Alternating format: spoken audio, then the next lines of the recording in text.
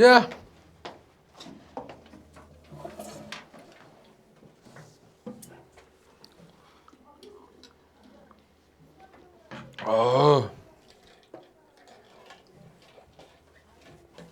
우리가 지금 서양 윤리 이론 보고 있거든요.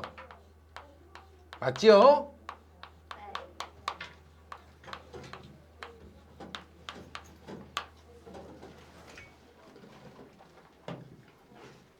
혜민이라 그랬나? 신혜민? 네.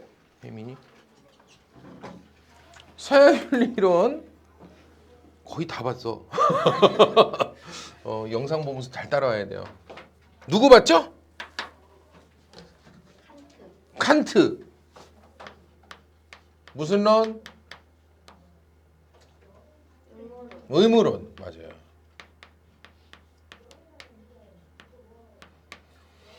칸트는 도덕적 행동이란 뭐 감정적으로 나조차고 하는 행동 이런 거 아니고요. 이성적 판단, 실천 이성과 같은 도덕적 이성 판단에 근거해서 언제나 절대적으로 행할 수 있는 행동. 됩니까? 그게 바로 선한 행동이고 무조건적 의무감으로 순수한 동기로 행하는 것. 맞지? 그것만이 선하다라고 이야기하죠. 됩니까? 그래서 칸트는 도덕적 옳고 그름은 행위 자체에 이미 결정이 되어 있어요. 뭐 거짓말이 뭐 때에 따라서는 가끔씩 선이 되기도 하고 그딴 거 존재하지 않습니다. 그냥 우리가 실천 이성으로 인식할 때 그냥 거짓말은 어때요? 직관적으로 빨개요. 그렇지 않습니까? 그래서 어떤 경우에도 거짓말은 뭐예요? 악이에요. 나쁜 거예요. 이해됩니까? 결과에 따라서 달라지거나 그러지 않아요. 우리는 순수한 의무감으로 그 행동을 해야 돼요. 알겠습니까? 효도를 하는 것은 어때요? 어떤 경우에도 일단 기본적으로는 선한 행동에 부합이 되기는 해요. 근데 동기를 따져보기는 해야 돼요. 이게 순수한 의무감의 동기로서 행해졌는가? 아니면 다른 어떤 목적 달성을 위한 수단으로서 그런 행동을 했는가? 예를 들게 되면 어떤 거? 효도를 하긴 했는데 내 자식한테 효도받으려면 나부터 먼저 모범이 되는 모습을 보여야지. 내가 내 부모한테 효도하는 모습을 보여야 내 새끼도 나한테 나중에 효도하지 않겠어? 이런 마음으로 효도를 한 거야. 이건 어때? 선하다라고 보지 않죠, 칸트는. 그래서 아무리 결과적으로 효도를 했다 하더라도 동기까지를 다 따져보는 사람이에요. 이해됩니까? 그래서 우리가 칸트를 뭐라고 부르죠? 절, 의, 동. 까먹었냐 다. 절이 뭐죠? 절대적 진리관. 옳고 그름에 절대적 진리가 있다. 변하지 않는 기준으로서 절대적 진리가 있다. 알겠죠? 의, 도덕이란 무조건적 의무로 행하는 거야. 다른 목적 달성을 위한 수단으로 행하는 게 아니야. 이해돼요? 너희들처럼 선생님을 존경하면 안 된다는 거야. 나 대학 갈 때까지 도움이 되니까 그때까지만 존경하고 이런 거 하면 안 된다는 거야. 선생님은 뭐 하는 거야? 무조건적 의무감으로 존경하는 거야, 이 자식들아. 알았지? 뭐가 알려줘? 실천 이성이 너희들에게 알려줘. 선생님한테 어떻게 해야 돼? 막 도구 다루듯이 수단 다루듯이 그렇게 다루면 돼? 안 되는 거지, 그지? 선생님에겐 존경의 눈빛을 보내야지. 무조건적 의무로서 그런 걸 행하라는 거야. 순수한 동기로서 행하고. 알겠습니까? 돼요? 결과적으로 뭐 효도했다고 무조건 순선하다라고 보지 않아요. 동기까지 다 따지죠. 그죠? 요게 칸트의 의무론이었고요. 그죠? 그 다음에 누구 있었죠? 칸트하고 아주 비교되는 벤담 밀과 같은 사람의 공리주의가 있었죠. 나중에 이제 규칙공리주의라는 사람들도 나왔었고요. 얘는 결이 정반대예요. 이들이 믿는 최대의 명제가 뭐죠? 도덕적 판단의 기준이 되는 명제? 최대 다수에게 최대 행복을 주는 것이 선이다. 이해돼요? 야, 그럼 이렇게 되면 거짓말은 선입니까? 악입니까? 그때그때 달라요. 거짓말을 했더니 다수의 행복이 늘었어. 이해됩니까?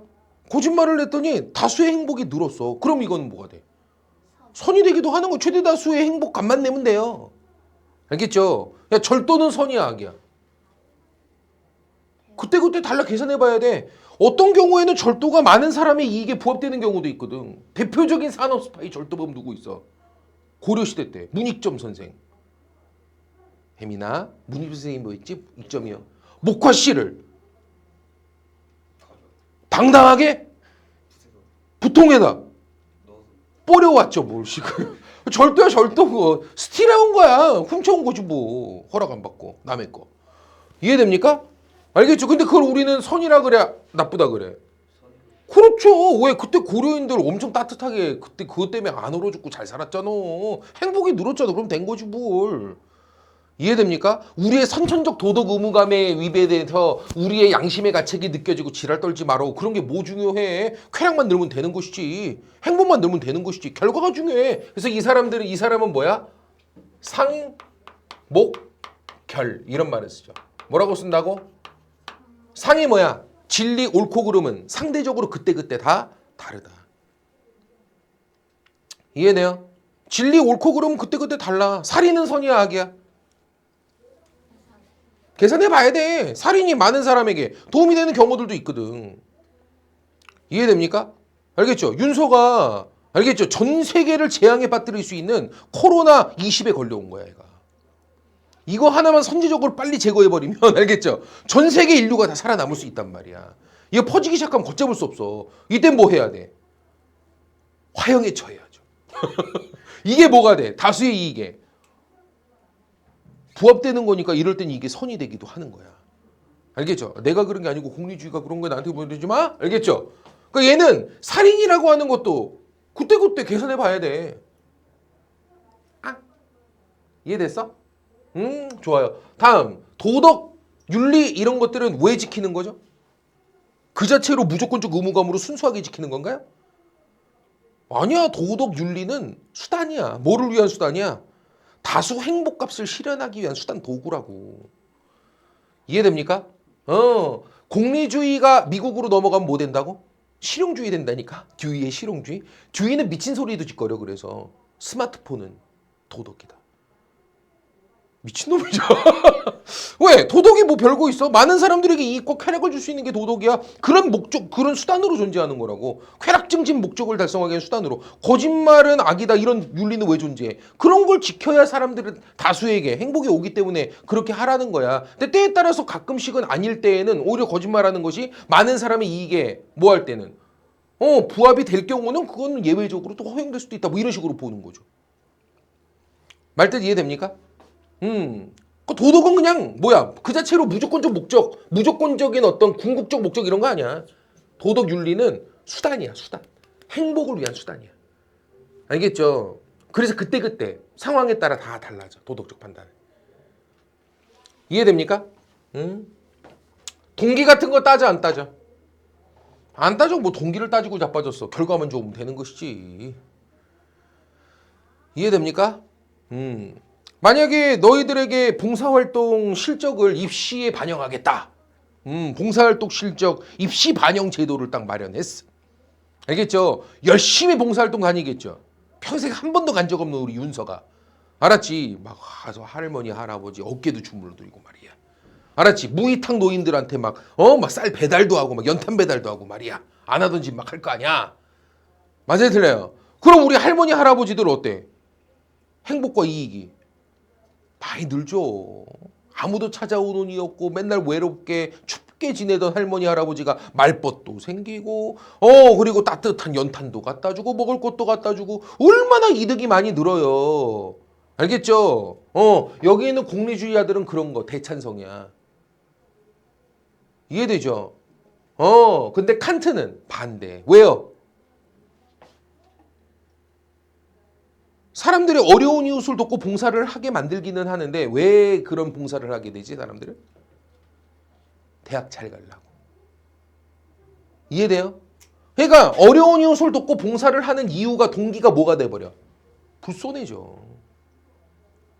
이해되죠? 순수한 인간으로서의 마땅한 의무감으로서 행하는 게 아니라 좋은 대학을 가기 위한 수단으로 행하게 돼버린다고. 알겠죠? 오히려 뭐 나는 대학 안 갈 거니까 봉사활동 안 해도 되지 뭐. 이런 논리로까지 전개가 돼요. 이해되죠? 양심의 가치조차 느끼지 못해버리게 된다고 사람들이. 동기가 불손해지고. 이해되죠? 근데 여기는 공리주의는 그런 거 안 따져요. 뭘 동기를 따지고 자빠졌어. 아니 노인들 많이 혜택 받으면 된 거 아니야. 이익값이 늘면 된 거지. 무슨 뭐 사람들이 동기가 불손해지고 지랄 떨고 자빠졌네. 얘는 그런 거 안 따져. 그래서 얘는 결과만 중요해. 알겠죠? 얘는 결과만 좋다고 다 되는 게 아니야. 동기가 순수해야지. 말뜻 이해됩니까?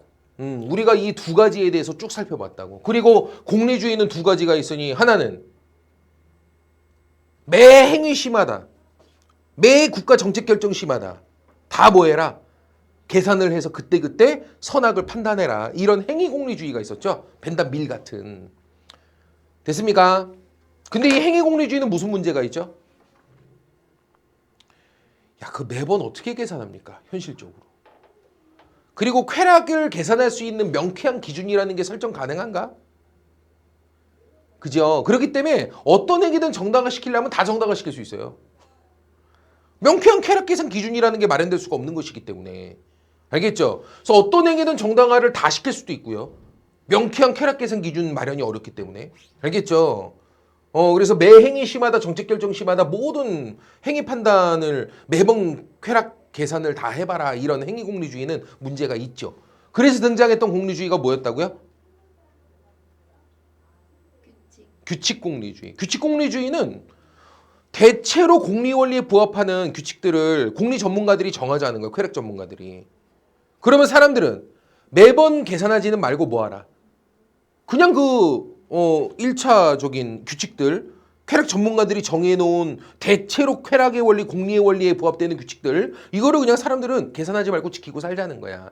아니 그럼 예외적으로 거짓말이나 살인이 선이되는 경우들, 이런 경우는 어떡합니까? 아마 일체 규칙에 이런 것들을 웬만하면 하지 말라고 정해질 텐데 예외적으로 살인이 선이되거나 거짓말이 선이되는 경우들도 있잖아요. 공리주의는 기본적으로 그런 논리 아닙니까? 맞죠? 그런 경우들은 어떡하냐고. 걱정하지 말래요. 그런 경우들은 무슨 일이 벌어진다? 반드시. 두 가지 이상의 공리의 규칙들이 충돌하는 상황이 반드시 벌어지게 돼 있다. 알겠죠? 그러니까 우리는 뭐 할 때만 계산하면 돼? 공리 전문가들이 정해놓은 여러 개 규칙들이 충돌하는 상황, 이런 상황에서만 계산해 주면 된다는 거야. 보통 그럴 때가 거짓말이나 살인이 예외적으로 선이되는 경우. 이해됩니까? 또는 약속을 이행하는 것 또는 효도하는 것 이런 것들이 예외적으로 악이 되는 경우들이니까 여러 개 공리 원리가 충돌할 때만 계산하면 되지 매번 계산하지 마라. 대체로는 뭐 하라? 공리 전문가들이 정해놓은 규칙을 그냥 지키고 따라라 이렇게 말하죠. 아, 알겠습니까? 그리고 행위공리주의자 두 사람이 있었죠. 누구? 행위공리주의자 두 사람. 벤담하고 밀이었죠. 벤담하고 밀은 뭐가 달랐지? 알아야? 벤담 밀? 벤담은 양적 행위공리주의자, 밀은 질적 행위공리주의자. 그래서 우리가 느끼는 쾌락은 종류가 두 개가 있잖아요. 물질적인 육체적 형태 쾌락이 있고요. 또 하나는 정신적 형태 쾌락이 있죠. 어려운 이웃을 도왔을 때 기분이 어때요? 좋죠? 그죠? 더러워요? 좋죠? 이때 느끼는 이런 쾌락은 정신적 쾌락이나 육체적 쾌락이나? 정신적 쾌락이죠. 밥을 먹었을 때 맞죠? 또 시커 퍼 잤을 때 이때 느끼는 쾌락은 어떤 쾌락이죠? 이런 건 육체적인 형태의 쾌락이죠. 이 두 개는 질적으로 수준 차원이 다르다. 우리는 좀 더 고상한 질적으로 차원이 높은 정신적 쾌락 이런 것들을 통해서 쾌락을 적극적으로 추구해야 한다. 이게 누구였어? 밀이었죠. 질적 공리주의자. 됐습니까? 반면에 아니 물질적 육체적 쾌락이라고 왜 수준 낮은 쾌락이라고 질적 차이까지 두면서 그런 식으로 낮게 보냐. 밥 안 굶어 봐서 그래 이 새끼들이. 알겠죠? 육체적 물질적 쾌락도 정신적 쾌락 못지않게 질적 수준의 차이 이런 건 논할 수 없는 같은 수준의 쾌락이야. 대신 양적 차이 정도는 있을 수 있어도 질적 수준의 차이를 논할 수는 없어. 이게 누구? 벤담이었죠. 양적 공리주의자. 알겠죠? 그래서 벤담 같은 경우는 물질적 육체적 쾌락과 정신적 쾌락은 양적 차이는 있을지라도 질적 수준의 차이는 존재하지 않는다. 알겠습니까? 양적인 어떤 쉽게 말하면 물질적 육체적인 형태 쾌락도 정신적 쾌락 못지않게 수준 높은 쾌락이다. 이렇게 말하는 거고요. 이해됩니까? 반면에 밀 같은 경우는 육체적 물질적인 이런 쾌락에 비해서 정신적 쾌락은 질적으로 차원이 다른 높은 수준의 쾌락이다. 우리는 이런 정신적인 수준 높은 차원의 쾌락을 추구하며 공리를 쫓아야 된다. 이렇게 말하는 사람이죠. 그래서 미리 말했던 게 어떤 얘기 있었죠? 나는 뭐 이 새끼들아 나는 배고픈 아리스토텔레스가 되고 싶다. 아리가 나왔어요. 배부른 돼지가 되기보다는 배고픈 인간이고 싶다. 그리고 나는 인간 중에서도 만족하는 바보가 되기보다는 불만에 가득 찬 소크라테스가 되고 싶다. 아리스토텔레스로 바뀌었어요. 소크라테스가. 그죠? 나봐 뭐 얘기하는 거야? 배부른 돼지. 밥만 먹고 사는 배부른 돼지. 배불러서 씩 웃고 있는 그런 돼지 새끼. 이거 되기보다는 그래도 정신적 사고를 좀 할 수 있는 인간이고 싶다. 근데 그 인간 중에서도 말이야. 고차원적인 어떤 아주 높은 수준의 어떤 삶의 수준을 추구하진 않기 때문에 웬만하면 만족해. 잘했다, 좋다. 이런 웬만하면 그냥 만족하는 그런 바보가 되기보다는 되게 고차원적이고 높은 수준의 삶의 수준을 추구하기 때문에 웬만해선 불만이 많고 웬만해선 어때? 스스로에 대한 반성 때문에 항상 고찰하고 항상 인상을 쓰고 있지만 그래도 높은 수준의 어떤 삶의 가치를 추구하는 그런 난 불만에 가득 차더라도 그런 고차원적 정신적 가치를 추구하는 소크라테스가 되고 싶다. 이해되죠? 이해돼요? 밀은 그래서 무슨 공리주의? 질적 공리주의 이런 말을 쓰게 되죠. 됐습니까? 이 둘은 둘 다 행위 공리주의자들이에요. 알겠죠? 근데 이 두 사람의 큰 문제점이 뭐였던 거야? 매번 어떻게 계산하냐. 알겠지? 쾌락 계산 기준이 모호하기 때문에 어떤 행위든 다 정당화시킬 수 있는데 알겠죠? 이거 극단적으로 상대주의로 기울어버리는 거 어떻게 해결할 거냐. 이해됩니까? 일본 애들 맨날 얘기하잖아요. 뭐라 그래요? 일제강점기가 왜 나빠? 일본이 조선을 지배하지 않았으면 니네 아직도 신분제적, 봉건제적 한계를 벗어나지 못했을걸? 일본의 지배는 너희들에게 축복이었어. 고마워해야 돼 너희들은. 이러고 일본 애들은 지금도 얘기한다니까. 이해돼요? 근데 공리만 놓고 계산해보면 어때요? 그들의 말이 뭐 틀리지 않을 수도 있어요. 계산하기에 따라서는 어때요? 우리가 정신적으로는 많은 어떤 불이익을 겪고 우리가 많은 어떤 착취와 어떤 차별에 의해서 많은 고통을 느꼈을지라도 알겠죠? 분명 그때 소득 수준이 높아진 건 사실이거든요. 인구도 2배 늘었어요. 일제강점기 전에 1,000만이었고 일제강점기 끝났을 때 35년 만에 2배까지 2천만까지 늘었거든요. 의료기술 도입도 많이 됐고 산업구조도 고도화됐고요. 알겠습니까? 근데 일본 애들은 그런 측면에서 우리가 지배했던 거 선 아니냐? 너희 쾌락 늘었잖아 인마 이러고 얘기한다고. 이해돼요? 혜민아 어떻게 생각해? 일제강점기는 고마운 일인가? 지금도 국민의힘에서는 그렇게 말하는 사람 많은데 일제강점기를 왜 그렇게 비판만 하냐? 많아요. 정치인들 맨날 나와서 그런 얘기 하는데요. 저번에 독립기념관장이 그 얘기 했었죠. 잘렸잖아 그래서 요번에. 뭔 얘기했는지도 몰라. 그지? 그 얘기 했었어 독립기념관장이. 어떻게 생각해? 일제시대 때 분명 2배로 늘었거든 인구. 왜? 고통이 더 많아서? 아니 계산해보면 꼭 그렇지만은 않게 여겨지는 부분들이 꽤 많은데 의료기술도 도입됐고 많이 전환된 부분이 있잖아. 아니야? 그래도 고통이 더 컸어? 그럼 이익만 컸다면은 뭐 괜찮을 수 있다? 일본이 조금 더 이익을 줬다면 괜찮다? 이익이 조금 더 크게 고통을 조금 더 줄이고 조금만 더 이 경계선을 조금 넘겨줬으면 좋았을 걸. 아쉽다. 지배는 하더라도.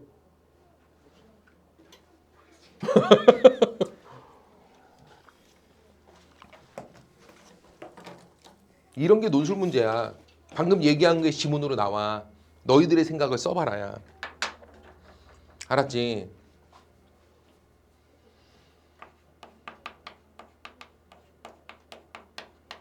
양계장이 뭐죠? 개가 닭입니다. 양은 맞아 키우는 거. 엄마가 너희들을 양육하시죠? 키우죠. 그러니까 닭을 키우는 게 양계장이에요. 예, 닭들은 양계장 주인이 양계장에서 닭들을 키우면서 개체수가 많이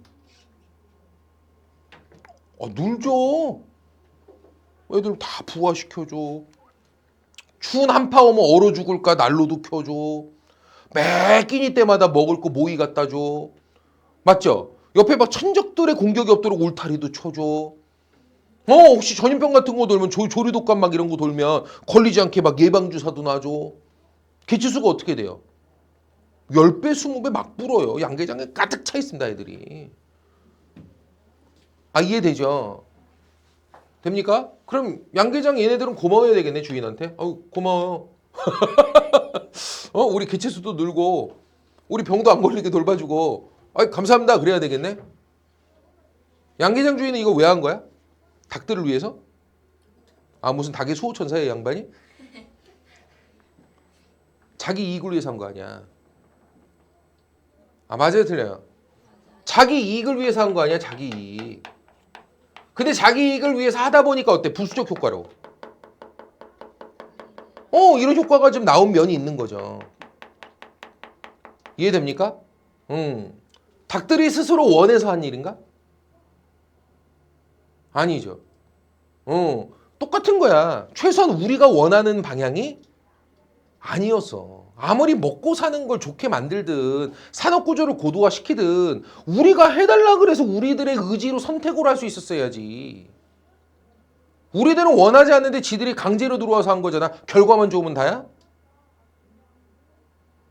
이해돼요? 그리고 그네들의 동기가 순수했냐? 정말 우리 조선인들을 위해서 막 들어온 거구나. 지네 착취하려고. 근데 지네들이 착취하기 위해선 조선에 공장을 차려야 됐었거든. 그러다 보니까 산업기술이 이전된 효과가 생긴 거고. 이해돼요? 자기네들이 조선인들한테 빨아먹으려면 뭐해? 병원 차리면 조선인들을 이 치료비 많이 받을 수 있거든. 그러니까 병원 차리면서 의료기술 들어온 거거든. 이해됩니까? 월급 쥐꼬리만큼 주고 그리고 치료비 왕창 받아갖고 돈 갖다 또 빨아내고 그 지랄 떤 거거든. 그러면서 의료기술 들어온 거거든. 인구도 들고. 내 말 이해됩니까? 고마워해야 돼 그게? 그들의 의도 자체가 착취 목적일 뿐이야. 그리고 우리들의 의지에 반하는 일이었어. 야, 물질적으로 그냥 먹고 사는 문제만 낫게 해줬다고 감사해야 될 일인가? 야, 그럼 노예는 주인이 데려가가지고 아주 옷도 잘 해입히고, 알겠죠? 얘는 강제로 끌려온 거긴 한데 그래도 기존보다는 먹고 살만 해줘서 그럼 감사해야 되겠다. 자기 원하는 게 아니었어도 퍽도 좋겠다, 시부를. 그죠? 이해됩니까? 우리 스스로 원하는 일이 아니었잖아. 인간의 자유를 구속하는 건 어떤 경우에도 정당화되기 어려워요. 우리 스스로의 자유의지에 의한 선택이 아니었다고. 알겠습니까? 그리고 그런 효과들은 다 부수적 효과일 뿐 그네들의 의도는 착취의 목적이었을 뿐이라고. 이 정도는 설명해 줄 수 있어야지 뭘 대학에 가죠. 이해됩니까? 모르겠는데요? 이러면 안 되죠. 됩니까? 야, 판결문도 마찬가지야. 우리 이재용 아빠 이건희. 이건희는 6천억 조세 포탈로 들어갔었거든요. 다시 뭐라고요? 6천억 조세 포탈로 들어갔다고. 판결은 어떻게 나왔게? 징역 2년에 징역 3년에 집행유예 2년. 아니다. 징역 2년에 집행유예 3년. 이렇게 떨어졌거든요. 왜 집행을 유예했을까요? 징역 3년도 사실 웃긴 거야. 야, 6천억 조세 포탈 했는데 뭐 어떻게 징역 3년이냐? 난 100만 원만 훔쳐가도 4년 때릴 거면서. 맞아요, 틀려요. 근데 어쨌든 집행까지 유예해줬어요. 왜 집행 유예했을까요? 대한민국 경제 발전을 위해 기여한 바가 크고 많은 국민들의 일자리 창출을 위해 앞으로도 해야 될 바가 크기 때문에 이 사람은 풀어줄 필요성이 있대. 이 사람 잡혀가면 삼성이 무너지면서 이것 때문에 일자리가 엄청나게 줄어들 테고. 이해됩니까? 이것 때문에 어때? 우리나라 경제의 위기 상황까지 올 수도 있다. 엄청나게 많은 사람의 이익이 저해될 거다. 고통이 올 거다, 이거. 그리고 이 사람이 지금까지 우리에게 많은 혜택을 준 게 사실 아니냐. 삼성이라는 회사를 세계적인 회사로 키워냄으로써 그로 인해 엄청난 일자리가 생겨났고 지금 우리나라 경제에서 엄청나게 한 축을 차지하면서 일자리 창출에 큰 효과를 낸 것이 사실 아니냐. 이런 걸 참작해야 된다 이 얘기야. 알아듣겠죠? 어떻게 생각해요?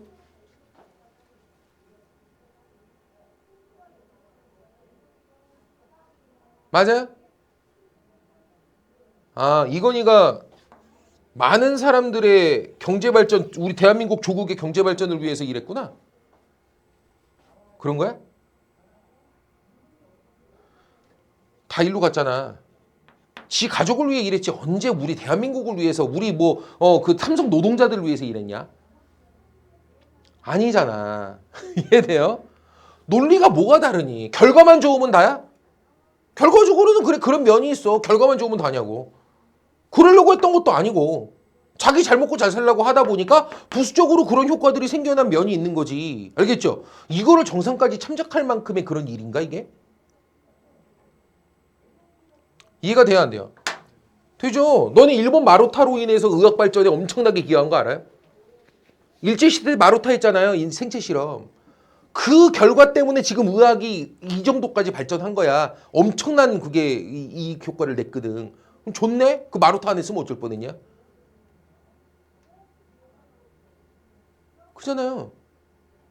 마루타를 통해 기여한 바가 크므로 그들은 정상 참작해서 뭐 해줘야 되나? 이상한 얘기입니다. 알아듣겠죠? 선생님은 약간 공리주의를 싫어해요. 나는 칸트적 입장에 가까워. 동기를 따지지 않을 수 없다. 결과만 좋으면 무조건 망고땡. 이게 뭔 개소리야. 알아듣겠죠? 지금 보니까 요 두 사람이 좀 구분이 되는 것 같죠? 그죠? 요게 저번 시간 우리 공부했던 부분이었고요. 오늘 진도 좀 들어갑시다. 그게 한번 펴시고요. 자, 이제 오늘 공부할 사람 첫 번째는 자연법 사상가입니다. 다시 뭐라고?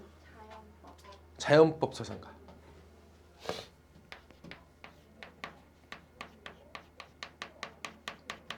저번 시간 이거 했었나? 안 했었어? 너 오늘 무슨 일 있어요? 왜 이렇게 표정들이 안 좋아? 누워서 그렇구나. 자 봐. 잘 듣고 있는데, 그지? 훈훈하네. 나봐. 자연법 사상. 니네는 이거 어떻게 생각해? 이 세상 우주의 섭리, 자연의 섭리 이런 걸 잘 들여다보면 이게 정말 우연히 만들어진 질서일까? 세계 질서가? 세상의 우주의 질서, 자연의 질서가?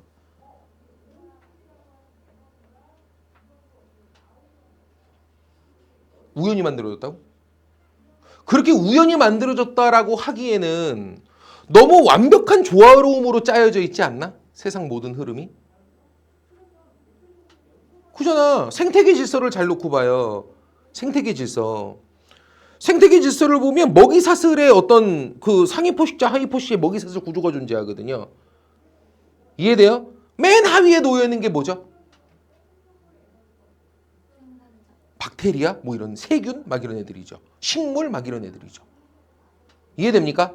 근데 맨 하위에 있는 얘네들이 결국 상위 포식자가 죽잖아요? 그럼 어떻게 돼요? 사자가 뒤졌어, 이렇게. 깽 죽었어. 사자가 죽으면 그 시체 어떻게 해? 먹어요. 누가? 독수리. 독수리가 먹기도 하는데 마지막에 남은 찌꺼기들은 누가 마지막에 분해해요? 지렁이. 지렁이 또 세균. 세균, 박테리아, 구데기 막 이런 애들이 막 그걸 먹어서 분해를 해요. 그래서 이걸 뭐로 돌려냅니까? 흙. 흙으로 돌려내요. 이걸 누가 드셔요? 식물. 그 식물로부터 또 커가죠. 결국은 이게 다 순환하는 흐름이거든. 내 말 이해돼요? 야, 이게 우연히 만들어졌다고? 이게 정말 우연히 말이 안 되죠. 분명히 뭐 신이 됐든 뭐가 됐든 간에 우주에 이성이 있을 거야. 이 세상을 짜낸 이성이 있을 거라고. 이해돼요?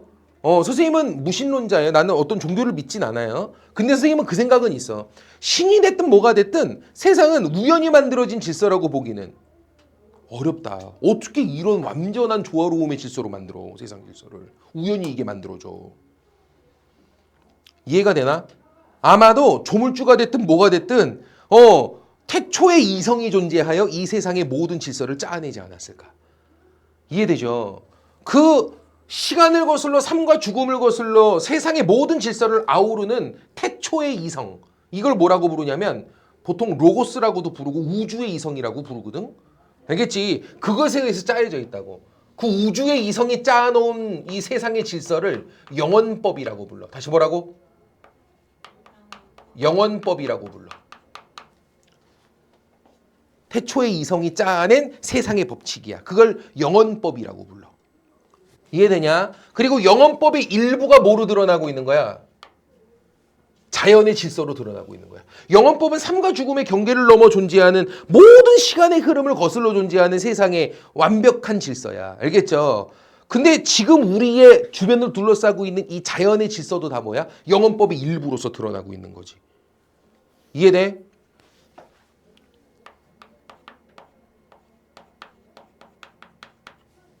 조물주의 이성으로 짜낸 모든 세상의 질서, 우주의 질서, 이 질서의 일부가 자연의 흐름으로 드러나고 있는 거겠지. 그 영원법의 일부야, 자연법은.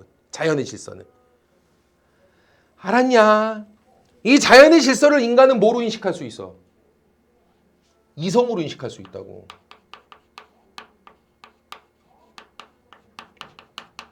그랬을 때 이성으로 인식할 수 있는 자연적 경향성이라는 게 존재하거든. 뭐가 존재한다고?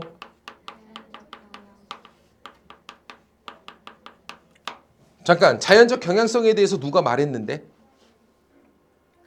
칸트, 오케이. 칸트가 자연적 경향성 뭐라 그랬지? 그 성과학을 구분할 수 있는.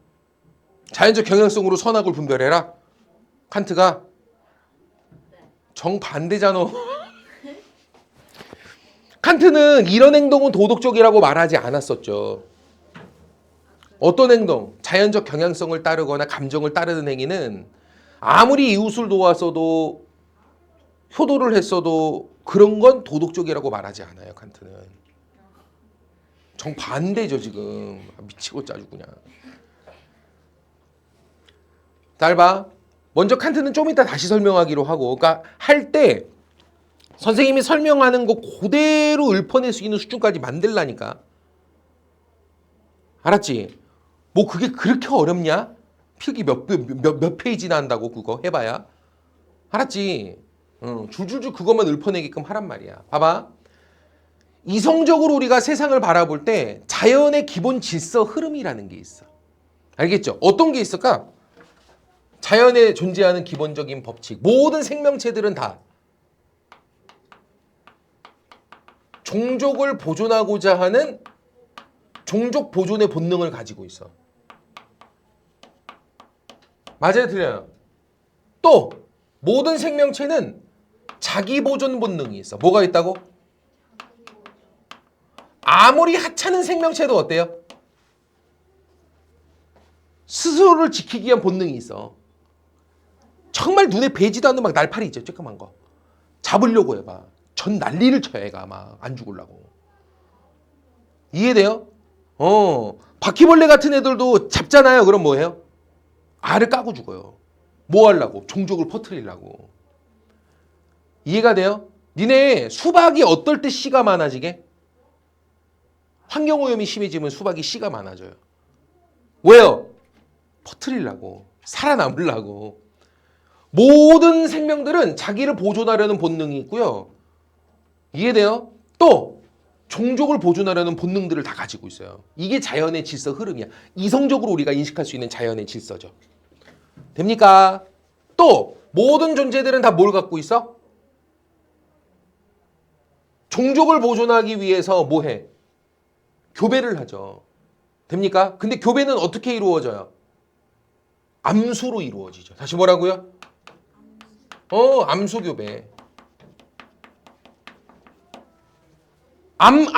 숫교배 이런 건 없죠. 수사자끼리 왜 비비고 지랄이에요. 그럼 안 되는 거죠. 막 갈퀴는 수사자끼리 비비면 그게 뭐한 짓이야 지금. 그런 건 존재하지 않아요. 뭔 얘기인지 알겠습니까? 무조건 암수의 교배가 자연적 경향성이고 자연의 흐름이에요. 이성적으로 우리는 다 인식합니다. 아, 이해가 되나요?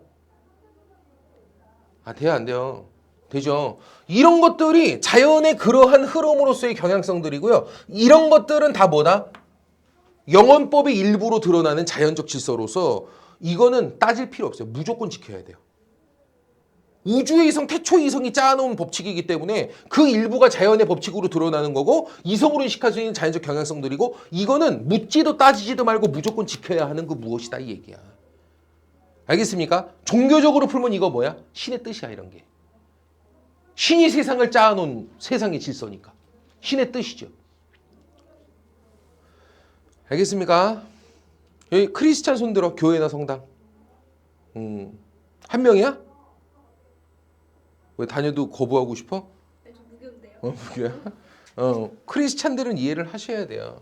자연법 사상가 대표 주자가 누구냐면 토마스 아퀴나스입니다. 이거 누구라고요? 토마스 아퀴나스. 누군데요? 크리스티교의 기본 교리를 정립한 사람이 딱 두 사람이거든. 중세 시절에 있었던 아우구스티누스, 어거스틴이라고도 부르죠. 성 어거스틴. 그리고 또 하나가 토마스 아퀴나스, 신학대전입니다. 지금 그 크리스찬들 성경의 기본을 짠 사람이야. 기본을 만든 사람이거든, 아퀴나스가. 이해돼요? 이해돼요? 신부님과 교황의 저 먼 아버지뻘 되는 분이라고 이분이. 알았지? 토마스 아퀴나스는 종교적으로 이걸 풀어내요. 분명 신께서 이 세상의 모든 질서를 짰고 만들어냈다. 알았지? 그리고 우리가 이성으로 인식할 수 있는 자연의 기본적인 흐름과 법칙, 자연적 경향성으로 드러나고 있는 모든 자연의 그러한 흐름과 법칙, 이런 경향성들은 그 자체로 신의 뜻의 일부다 이거. 신의 의지의 일부의 표현이다 자연은. 알겠죠? 이건 뭐 해야 된다? 무조건적으로 지켜야만 한다 이 얘기지. 아, 알겠습니까? 돼요 안 돼요? 근데 니네도 이런 생각, 비슷한 생각 있지 않나?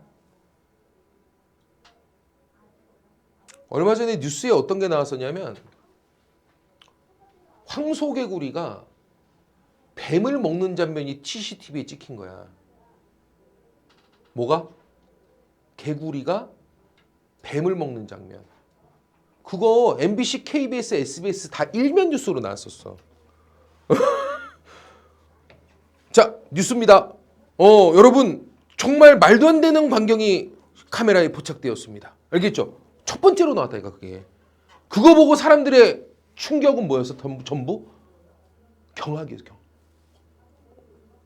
왜? 우리가 알고 있는 이성으로 인식하는 자연의 기본적인 흐름과 질서는 어때? 먹이사슬 구조상 개구리가 미치거든. 이해가 돼요? 야, 토끼가 호랑이를 사냥하고 다니면 어떡하니? 호랑이가 막 도망가고 토끼 무리가 막 잡으러 다녀. 미친 거 아니야. 야, 이런 거 보면 너희 기분이 어떨 것 같아? 충격 안 받아? 근데 왜 충격받지? 그럴 수도 있는 거 아닌가? 가끔 뭐 토끼가 더 우위에서 사냥 다닐 수도 있는 거지. 호랑이가 좀 쫄아 도망갈 수도 있고. 그런 거 아니야? 근데 이런 거 보면 너희 충격 받을 것 같아? 안 받을 것 같아? 왜 받을까? 너희들도 알게 모르게 머릿속에 있다고. 세상에는 조물주가 됐든 누가 됐든 종교를 안 믿더라도 뭐가 됐든 하여간 기본적 이성에 의해서 설계에 의해서 만들어진 법칙이라는 게 존재한다고. 이해됩니까? 이건 절대 깨져서는 안 되는 거야. 이걸 우리는 직관적으로 우리 스스로 인지한다니까. 그래서 이게 깨지는 순간 어때? 야, 세상이 무너질 말세인가? 세상이 망할래나? 막 이런 생각까지 든다고. 여름인데 우박이 와요. 뭐라고요? 여름인데 하늘에서 막 우박이 쏟아져요. 우리 충격 받겠냐 안 받겠냐? 받겠죠. 이건 자연적 경향성 위반이야. 여름에 씨발 우박이 왜 내려? 맞아요. 이거 딱 보는 순간 MBC, KBS, SBS 일면 나올까 안 나올까? 나오죠. 우린 모두 뭐 하겠어? 밑에 막 댓글 막 달리죠. 야, 망할래나 봐. 세상이 무너질래나 봐. 막 난리가 나죠. 우리 알게 모르게 이 생각 다 있다니까 얘들아. 알아듣겠어요? 됩니까? 그래서 우리는 이성으로 인식할 수 있는 자연의 경향성으로 드러나는 자연의 법칙 같은 게 존재하고요. 이런 것들은 조물주가 만들어낸 태초의 이성이 만들어낸 기본적 질서이기 때문에 무조건 지켜져야 되는 것이에요. 알겠죠? 그 중에 하나로서 토마스 아퀴나스는 어떤 것도 말하냐면 인간은 선을 행하고 악을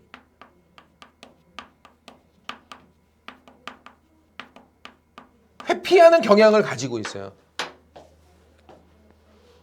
되죠?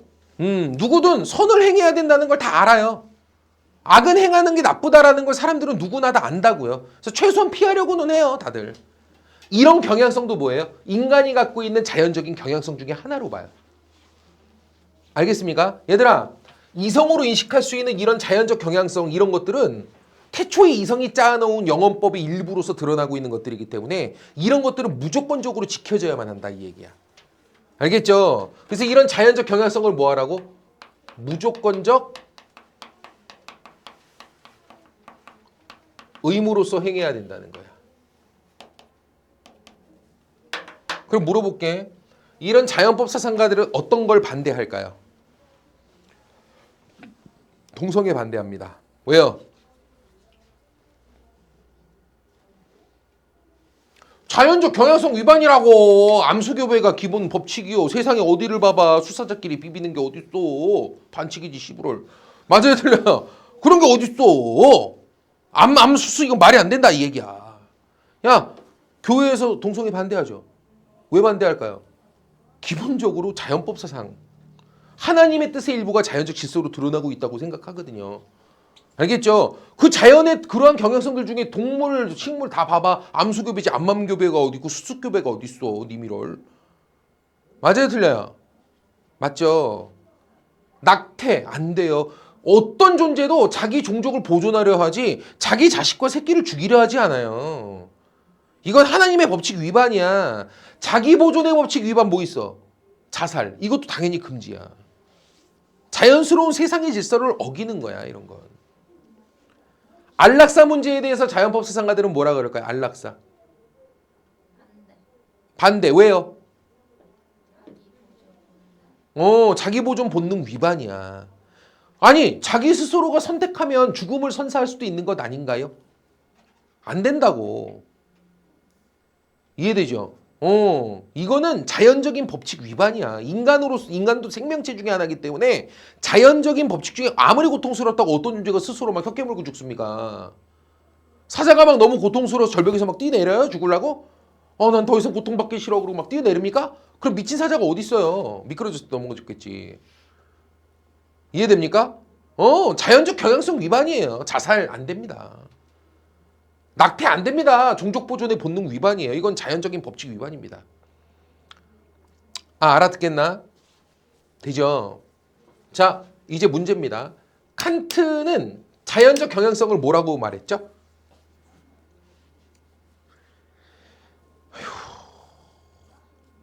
참, 한 3번 수업한 것 같아요. 저거. 자연적 경향성을 인간의 쾌락을 쫓고 고통을 회피하는 감정적 경향이야. 사람들은 다 뭘 쫓아요? 쾌락을 쫓죠. 뭘 싫어해요? 고통을 싫어하죠. 쾌락을 쫓고 고통을 회피하는 인간의 감정적 경향성을 칸트는 자연적 경향성이라고 불렀어. 그리고 이런 자연적 경향성에 따라 어떤 행동을 했어. 아무리 이웃을 도왔든 아무리 효도를 했다 하더라도 자연적 경향성에 따라 어떤 행동을 한 것은 도덕적이라고 말하지 않아 칸트는. 쉽게 말하면 남을 도왔는데 왜 도왔어? 재밌어. 남을 돕는 게 재밌어. 언제부턴가 어려운 사람들 돕는 게 즐거워진 거야. 그래서 나 재밌자고 한 거야. 알겠죠? 이런 건 뭐 도덕적이라고 말하지 않아. 이해가 돼? 또는 내가 이렇게 봉사활동 가는데 아주 잘생긴 오빠가 와. 엄청 잘생겼어. 차은우 뺨쳐. 알겠죠? 그 오빠하고 어떻게 좀 잘 돼보려고 내가 가서 할머니한테 더 친절한 모습도 내가 보여주고 그 오빠가 한번 웃어주면 모든 그 힘든 게 사르르 녹고 막 이래. 알겠죠? 그래서 도왔어. 나 즐겁자고 한 거지. 나 잘 되자고. 알겠죠? 이런 건 자기의 그냥 자연적인 경향성, 쾌락을 쫓는 경향성 이거 따라 한 거야. 아무리 어려운 이웃을 도왔어도 이건 도덕적이라고 말 안 해 칸트는. 내 말 이해돼? 야, 지금 뭐가 다른 거 같냐? 자연적 경향성에 대한 해석이 달라요. 칸트가 볼 때 자연적 경향성은 뭐예요? 아니, 그러니까 자연적 경향성이 뭐냐고 해석할 때, 칸트가 볼 때. 자연적 경향성은 쾌락을 쫓고 고통을 회피하는 인간의 경향이라니까. 이해돼요? 그래서 그런 쾌락을 쫓고 고통을 회피하는 인간의 경향, 이 자연적 경향성에 따라 행동하는 것들은 아무리 결과적으로 어려운 요소를 놓았어도 도덕적이라고 말 안 해, 칸트는. 이해돼요? 지금 잘 들어. 문제 나오는 포인트는 이거야. 여기 있는 자연법 수상가가 말하는 자연적 경향성은 뜻이 뭐야? 쾌락을 쫓는 인간의 경향이야? 아니야. 자연의 그러한 법칙이야. 태초의 이성이 짜놓은 영원법의 일부로서 자연에 그러하게 드러나는 자연스러운 자연의 법칙이야. 이게 자연적 경향성이야. 알아듣겠죠? 그리고 얘가 볼 때는 자연적 경향성은 뭐야? 무조건 지켜야 하는 대상이야. 이해 안 됐어? 됐지? 그러니까 자연적 경향성에 대한 뜻 해석이 전혀 달라, 둘이. 알았지? 그럼 이제 둘의 공통점 찾아볼게. 되게 많아. 90%가 같아, 둘은. 날 봐. 칸트는 뭐라고 말하지? 절대적으로 지켜야 될, 무조건적 의무로서 절대적으로 지켜야 될 순수한 동기, 순수한 의무감으로서 절대적으로 지켜야 될 법칙이 있어, 없어, 얘는? 있죠. 있죠. 그 순수하게 무조건적 의무감, 순수한 동기의 의무감으로서 무조건적으로 지켜져야 될 그 법칙이 얘는 뭐야? 이성으로 인식한 도덕 법칙이야. 이성으로 인식한 도덕 법칙. 사람을 죽이지 마라. 거짓말하지 마라. 부모에게 효도하라. 약속을 이행해라. 알겠죠? 이런 어떤 도덕 명령, 도덕 법칙들이라고.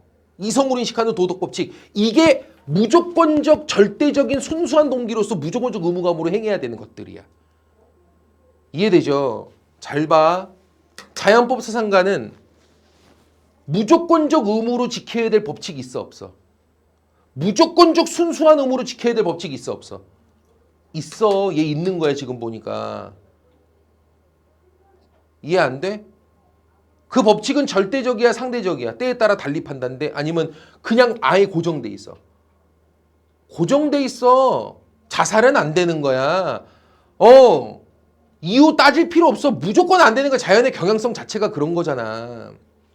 그 자체로 우리는 판단하지 말고 무조건 따라야 되는 것들이야. 자연적 경향성은 신의 섭리 같은 건데. 말뜻 이해됩니까? 알겠죠? 그러니까 얘도 경향성도 순수한 의무로. 얘는 자연적 경향성이 순수한 의무죠. 자연적 경향성이 자연법이니까. 해석이 다르다니까. 얘가 볼 때 자연적 경향성은 인간의 쾌락을 쫓는 경향을 말하는 거고, 얘가 뜻할 때 자연적 경향성은 자연의 법칙 그 자체야. 알겠죠? 자연에 그러하게 드러나는 흐름들, 이 경향성으로 드러나는 것들이 다 자연 법칙, 이것 자체가 자연적 경향성이야. 이해돼요? 그럼 둘은 공통점이 뭐야? 이성으로 인식할 수 있는 절대적 의무가 있다. 다시 뭐라고? 이성으로 인식할 수 있는 절대적 의무가 있다. 봐봐. 얘 그 절대적 의무 뭐로 인식하는 거야? 칸트. 아니, 절대적인 의무를 뭐로 인식해? 실천, 이성. 다 까먹었냐 벌써? 처음부터 또 다시 해야 되는 건 아니잖아. 우리 세 번째인데 지금. 선천적으로 타고나는 실천 이성으로 절대적인 선악을 우리는 분별하고 판단할 수 있는 거 아니야. 아, 맞아요, 틀려요. 맞지? 그러니까 얘도 이성으로 인식할 수 있는 절대적 의무 있어, 없어? 있어. 근데 그게 뭐로 존재해? 도덕 법칙, 도덕 명령 형태로 존재해. 살인하지 마라. 이웃을 사랑하라. 알겠죠? 부모에게 효도하라. 거짓말하지 마라. 이런 식의 도덕 법칙, 도덕 명령 형태로 존재해. 이성으로 인식할 수 있는 절대적 의무가 도덕 명령 형식, 도덕 법칙 형식으로 존재해.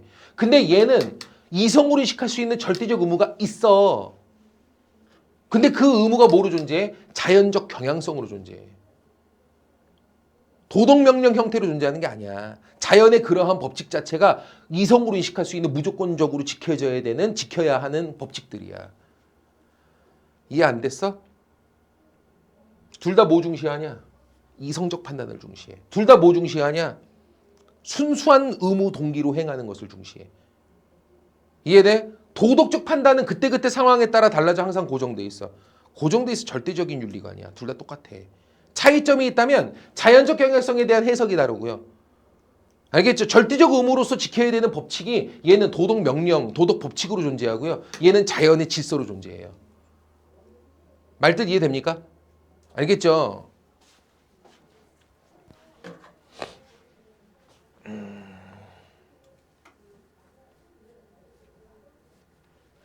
유전자 조작. 다시 뭐라고요? 2단원 파트에서 다룰 거야. 유전자 조작. 어떻게 생각해요? 찬성 반대? 유전자 조작 식품, 유전자 변형 식품 있잖아. 그죠? 유전자 조작, 유전자 변형 식품 있잖아. 이거 어떻게 생각해요? 자연법 사상가들은 뭐라고 말할까요? 왜요? 야, 수박이 니미로 씨가 없으면 되냐? 그게 수박이야? 왜 수박을 고자를 만들고 지랄이야? 맞아 틀려? 씨가 없으면 어째 수박이? 아? 아. 야, 우리가 이송으로 인식하는 자연적 경향성상 식물이 열매를 맺는 거 뭐 때문에 그래? 그렇지. 이거 맛있는 거 누가 따먹을 거 아니야. 맛있으니까. 그리고 배설해가지고 어딘가에 씨가 뿌려지면 거기에서 그 배설물을 거름으로 해가지고 얘가 뭐해? 싹을 틔우는 거 아니야. 맞아요, 틀려요? 근데 맛있는 것만 나오고 씨가 없으면 어떡하냐고. 자연적 경향성을 지금 위반하는 거야, 이거.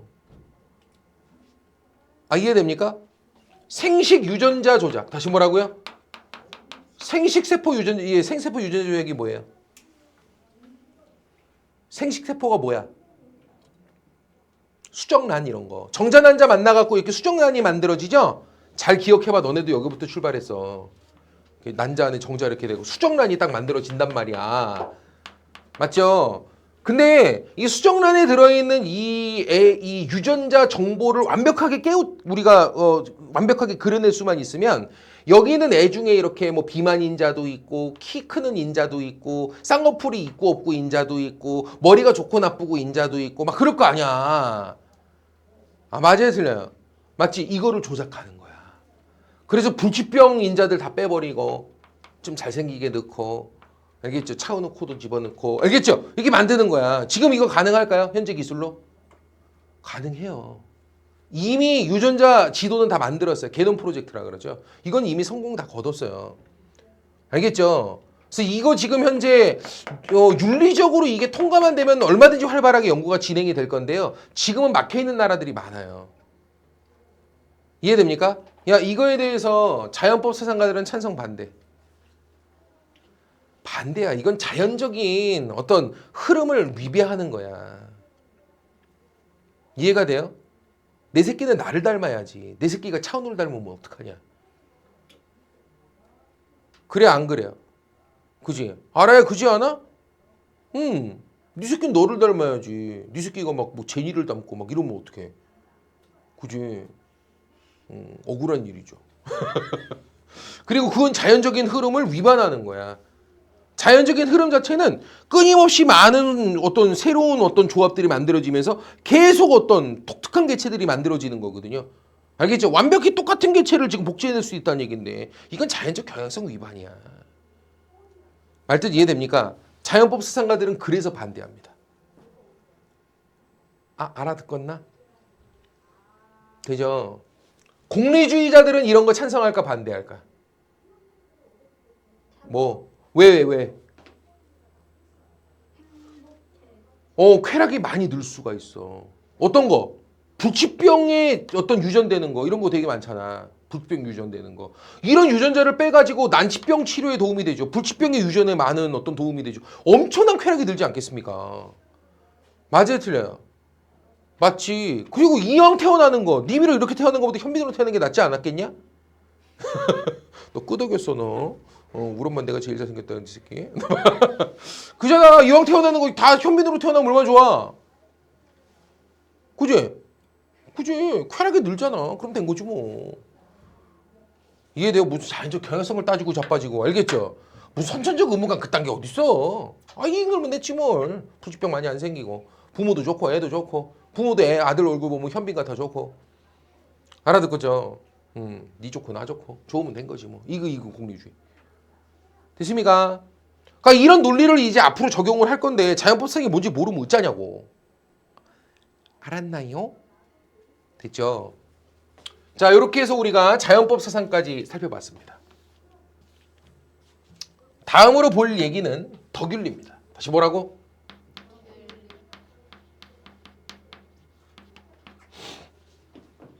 덕윤리는 사실 옛 고대 덕윤리 학자가 있어요. 아리스토텔레스라고.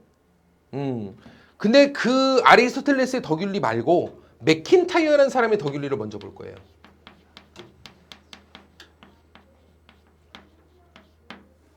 맥킨타이어의 덕윤리. 자, 한번 생각해 볼까? 이수신 장군은 살인자죠. 그럼 뭐 일본 애들 쓰다듬어 줬냐? 안아줬니 가서? 일본 애들 뭐 했어? 싹 죽였잖아. 엄청 죽였죠. 이순신 장군이 죽인 뭐 일본 군인 숫자만 3,000명이 넘는데. 이해됩니까? 선입니까? 악입니까? 칸트.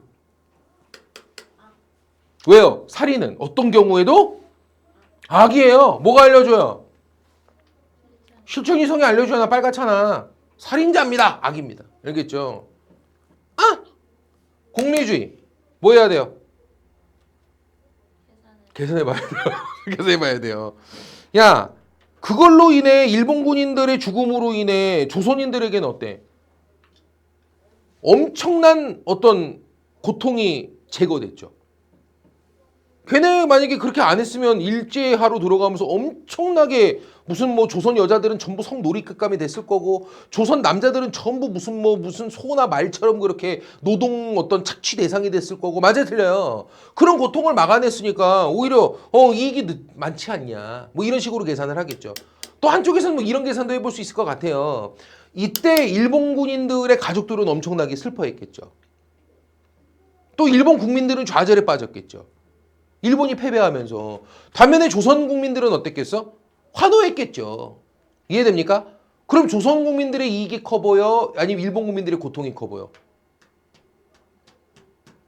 사실 생각해보면 일본 국민의 고통이 더 클 수도 있어. 왜? 인구가. 일본이 훨씬 많으니까. 지금도 알고 있나요? 일본이 우리나라 3배인가? 3배 정도 돼요. 1억 3천이거든요. 우리나라 5천만이고. 됩니까? 남북한 합쳐도 2배고요. 그러니까 일본 차라리 고통이 크다 그래서 악으라고 볼 수도 있을 테고 계산해봐야 돼. 하여간 얘네들. 이해됩니까? 돼요? 어때? 뭔가 적용하고 보니까 좀 깨림칙하지 않아? 안중근 의사 이토 히로부미 사살. 칸트 어때? 왜요? 살인을 했어요. 인간의 목숨을 수단으로 여겼다고요. 이해되죠? 어떤 이 일본의 어떤 문제점을 세상에 드러내기 위해서 그 사람을 죽인 거야. 일본의 총수를 죽인 거란 말이야. 이해됩니까? 우리 민중들의 가슴에 어떤 환희를 주기 위해서 죽인 거란 말이야. 이건 뭐야? 한 사람의 생명을 수단화시킨 거야. 살인이라고 안 된다고 이거. 되십니까? 공리주의가 볼 때는 어때? 계산해봐야 돼. 이토 히로부미가 죽었을 때 일본 애들은 좌절했겠죠. 조선 국민들은 환호했겠죠. 근데 쪽수가 누가 훨씬 많아? 그래서 아마도 이건 악이 될 거야. 공리주의적 입장에 따르면. 뭐가 크니까? 고통이 더 크니까. 이해됩니까? 알겠죠? 지금 보니까 이거 문제 있어 없어? 칸트 공리주의 이 판단 둘 다. 뭔가 지금 되게 계속 깨림칙하지 않아요? 맞죠? 이 부분에 대해서 맥킨타이어는 이렇게 설명해요. 잘 들으세요.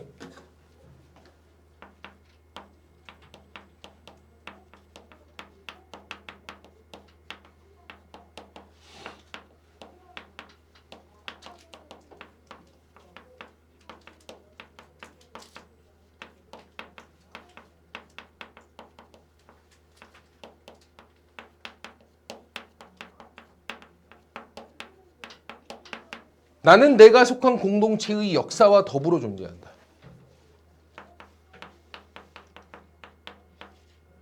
개인의 도덕적 특수성은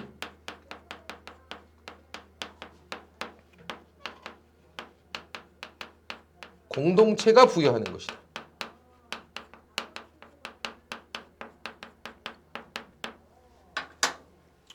이게 무슨 소릴까요? 그러니까 이런 걸 지문으로 읽고 보기에서 골라내는 게 비문학이 아니네.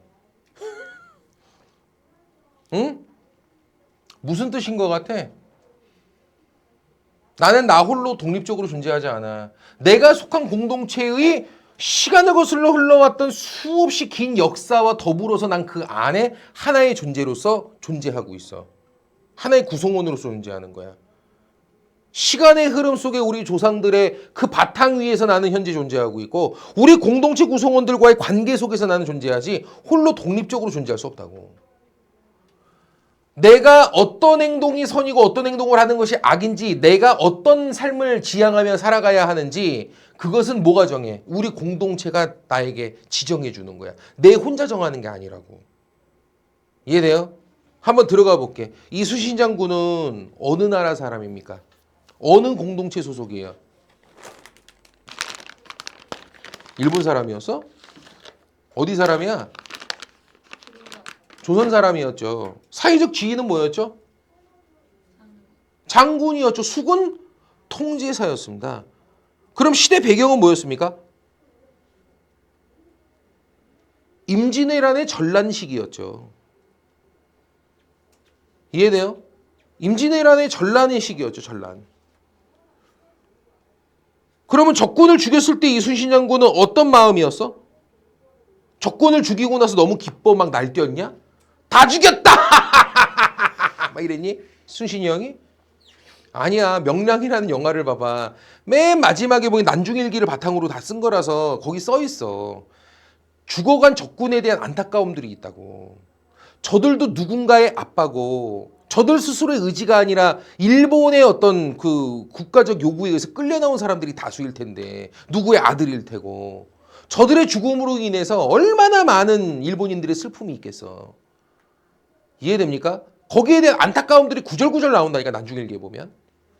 이해됩니까? 그래서 명량이라는 그 영화를 보시면 맨 마지막에 일본 함대를 다 무찌르고 나서 막 뭐해? 우리 병졸들과 장군들이 막 환호하고 있는데 혼자 막로에 딱 올라가서 앉아요. 이해됩니까? 근데 거기서 그때 박보검이가 이제 그 어린 병졸로 나와. 이렇게 그 뭐해? 이렇게 그 감자 같은 거 하나 이렇게 들고 온단 말이야. 알겠죠? 그래가지고 옆에 딱 앉으니까 거기서 다 하늘을 바라보면서 한마디 한다고. 이 쌓인 원한을 어찌할꼬. 이것 때문에 엄청난 원한들이 서로 쌓인 거 아니야. 자기 의지와 무관하게 국가에서 끌려온 사람들이 다수일 테고 쟤네들 죽은 애들도. 근데 나는 조선의 장수로서 어쩔 수가 없는 거지. 자신은 이 공동체로부터 우리나라를 지켜야 될 책무를 부여받은 역사적 소명을 띈 사람이니까. 알겠죠? 하지만 적에 대한 안타까움이 있는 거야 지금. 이해됩니까? 알겠죠? 근데 마지막으로 그 감자 같은 거 하나를 탁 먹으면서 한마디 하죠. 그래도 먹을 수 있어서 참 좋구나 이런 얘기를 한다. 죽었으면 못 먹었을 텐데 먹을 수 있어서 좋긴 하구나 이런 얘기를 한다. 됩니까? 나봐. 조선시대 때 조선 수군 장수 통제사가 전란의 상황에서 자기네 나라 국민들을 지키겠다는 역사적 소명의식을 가지고 적군을 어쩔 수 없이 죽였어. 안타까움까지 가지고 있고. 욕할 수 있어? 이렇게 접근해야지. 살인했어. 너 살인했어. 넌 악이야. 칸트 아니야 이거 지금.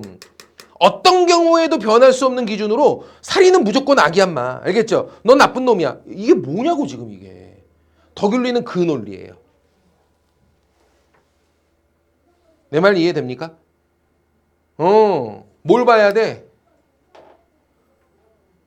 어느 시대 사람인지, 어느 사회에 소속된 인물인지, 역사적으로 어떤 소명의식이 사회적으로 그 공동체가 그에게 부여해 있는지. 알겠죠? 그는 어떤 마음 태도로 그런 행동을 하였는지. 이거를 행위 하나를 가지고 살인은 선이야 악이야, 효도는 선이야 악이야, 약속을 이행하는 것은 선이야 악이야, 거짓말은 선이야 악이야, 이렇게 행위를 중심으로 선악 분별하는 거 말고 행위자를 중심으로 어느 시대 사람인지 어떤 사회적 지위를 가진 사람인지 공동체로부터 역사적으로 어떤 소명의식을 부여받은 인물인지 이런 것들을 가지고 그는 개별적으로 어떤 마음 자세 태도로 그런 행동을 하였는지 이런 걸 행위자 한 사람을 중심으로 해서 둘러싼 공동체가 부여한 역사적 소명의식 속에서 그 사람의 행동을 바라봐줘야지 그냥 행위 자체만 놓고 살인 선의악이야 효도 선의 이건 웃기다는 거야. 말뜻 이해됩니까? 알아듣겠죠? 돼야 안 돼요? 덕윤리는 행위를 중심으로 판단하지 않아요. 뭐를 중심으로 판단해요?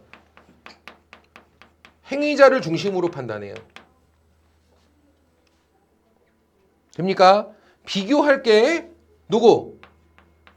칸트나 공리주의 이런 사람들은 행위자 중심이에요? 행위 중심이에요?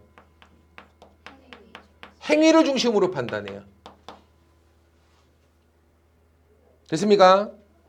뭐로? 이성으로 발견할 수 있는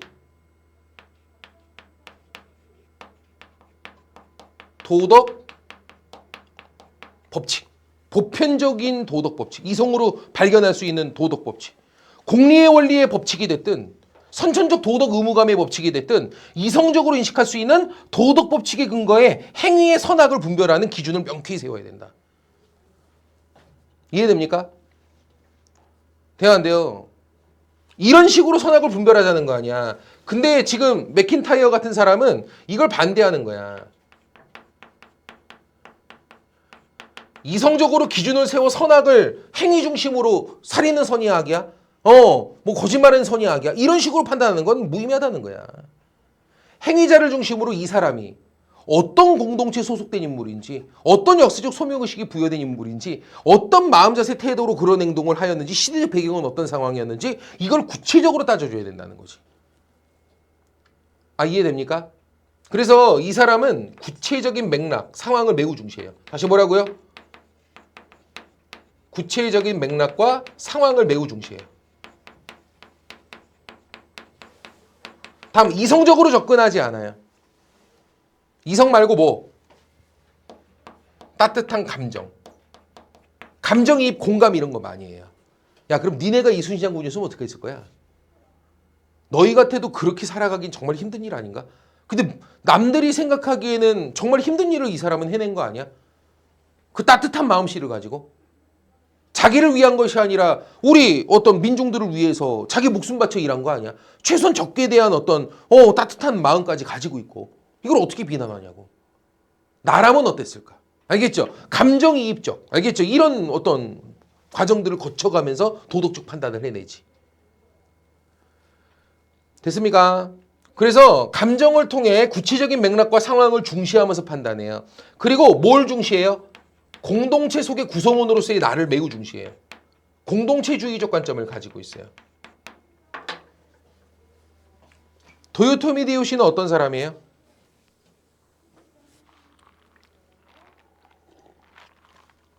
칸트가 볼 때 살인마죠. 살인마 이 새끼.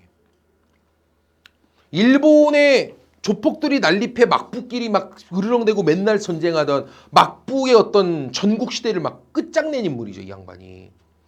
그 과정에서 엄청 죽였죠. 전국 시대가 끝나고 나면 또 뭐합니까? 난립한 조폭들을 하나로 통합했단 말이야. 그럼 이 난립한 조폭들을 이제 막 통합했으니까 얘네가 하나의 국가성으로 뭉치게 하려면 뭐가 필요해? 대외적인 공동의 적이 필요해. 내부적으로 분열돼 있던 애들을 막 통일했어. 이때 내부적으로 얘네가 단결하게 만들려면 공동의 적을, 가상의 적을 만들어서 그와 싸우는 과정, 이런 과정에서 통합력이 증진되거든. 혹시 들어본 적 있나? 외부적 갈등은 내부적 단결을 촉진한다. 처음 들어봐? 니네 반 애들도 갑자기 반의 어떤 소속감을 가지고 반 구성원으로서 너희들이 하나로 뭉치는 계기가 뭐인 것 같니? 체육대회야. 학교에서 체육대회 왜 하게 그거? 단순한 것들아.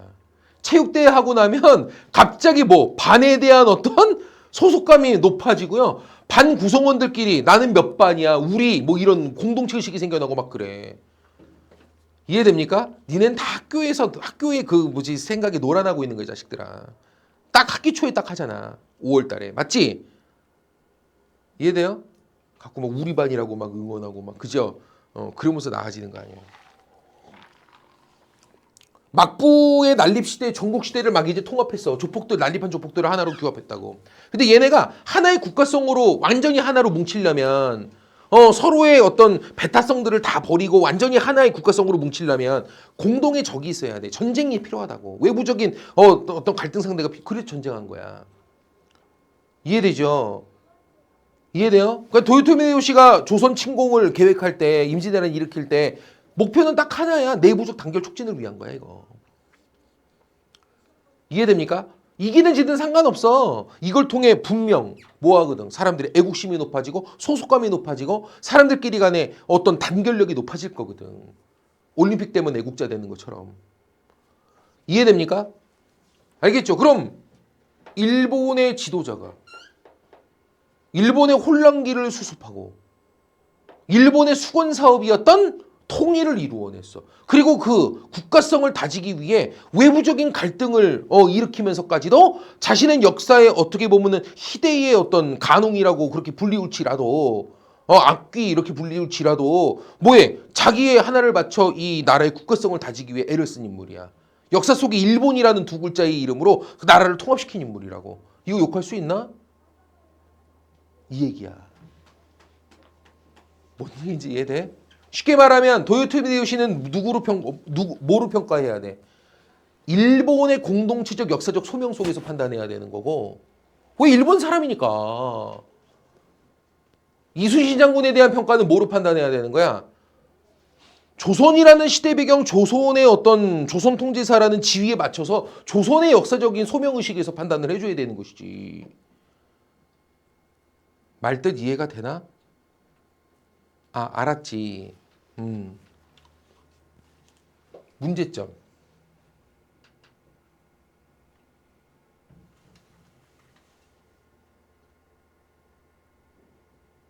이거 공리주의보다 더 심각한 극단적 상대주의야. 다시 뭐라고? 공리주의보다 더 심각한 극단적 상대주의야, 얘. 야, 이렇게 되면 도요토미 히데요시는 일본 역사 안에서는 영웅인 거잖아. 야, 히틀러도 어찌 보면 영웅일 수도 있는 거야. 1차 대전 이후에 완전 무너져가던 독일을 하나의 국가성으로 뭉치게 다시 만들어준 인물이거든. 물론 2차 대전 때 패배했지만 그때 만들어 놓은 어떤 그런 국가 역사성 어떤 단결력 이런 것들이 없었으면 지금의 독일 없을걸? 지금 유럽에 제일 잘 사는 나라잖아, 독일이. 됩니까? 이완용 욕할 수 있나? 잘 생각해봐. 이완용은 대한민국의 대신이기도 했지만 이씨 집안의 가장이야. 다시 뭐라고? 아, 이완용이 이씨니까 이씨 집안 가장 아니야. 맞아요, 틀려요?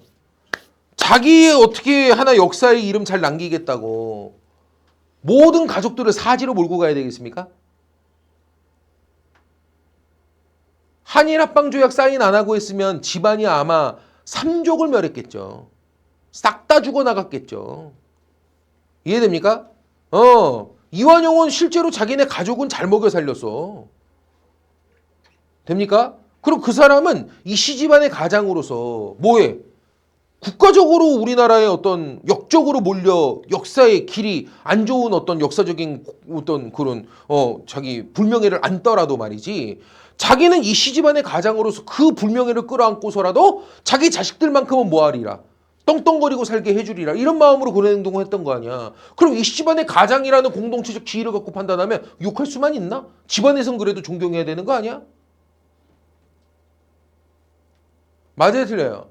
실제로 이씨 집안에서는 이완용 씨를 욕만 하진 않을걸? 그래도 우리 할아버지가 그렇게 했기에 우리 집안이 지금 이나마 살고 있어. 이렇게 생각할걸? 이해되죠? 이거 극단적 상대주의야, 이렇게 가버리면. 어떤 행위든 이것도 작은 공동체 속에서 소명의식 이런 식으로 다 정당화돼요. 아, 알겠습니까? 언뜻 보면은 되게 좋은 논리인 것처럼 보이지만 기준도 엄청 모호하고요. 이렇게 되면 정당화되지 않는 게 어디 있어요? 되나요? 잠깐 쉬었다가 이어서 하겠습니다.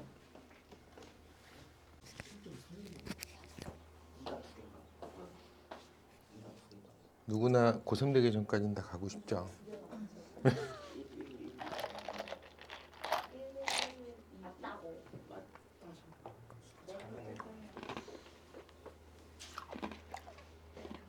수학이 약해. 수학이 자, 봐.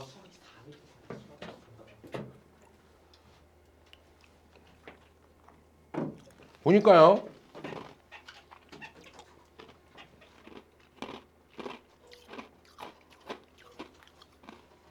맥킨타이어는 행위 자체를 중심으로 이성으로 발견한 도덕 법칙에 따라 선악을 분별하는 이런 태도로서 세상에 어떤 바람직한 사회를 만들어내겠다 이런 건 말이 안 된다는 거예요. 도덕은 그렇게 판단되는 게 아니다. 맥킨타이어는. 행위자를 중심으로 어느 시대 때의 사람이고 어떤 사회적인 역사적인 소명의식을 부여받은 인물인지 그리고 그 사람은 어떤 마음 태도로 그런 행동을 했는지 이런 것들을 들여다봐야 된다는 거지. 사람의 도덕성이라고 하는 건 판단 능력으로 길러지고 그 이성적인 능력으로 판단할 수 있는 게 아니라고 봐요. 습관화를 통해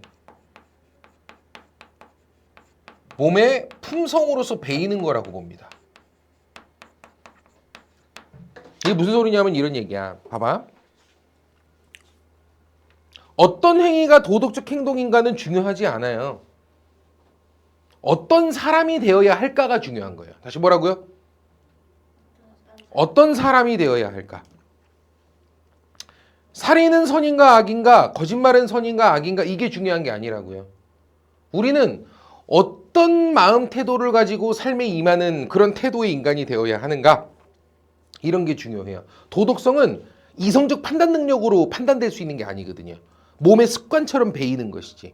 따뜻한 마음, 공동체적 소명의식을 지키려는 태도 이런 걸로부터 몸의 습관처럼 그렇게 배어서 그렇게 품성으로 쌓여가는 것이다 이런 얘기야. 예를 들면 이런 겁니다. 봐봐요.